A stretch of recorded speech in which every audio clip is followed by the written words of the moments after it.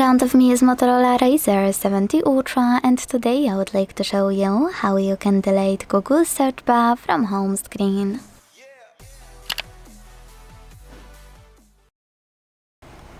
Begin by holding your search bar and dragging it to remove section at the top.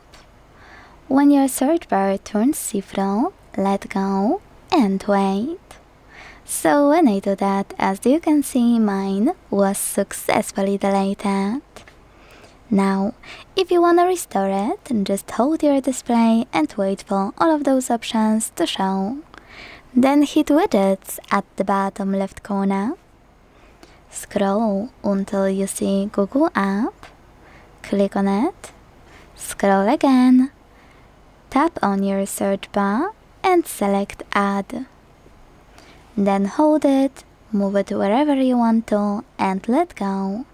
Lastly, tap on your screen. Thanks so much for watching. If you enjoyed this video, leave a like, comment and subscribe. Bye!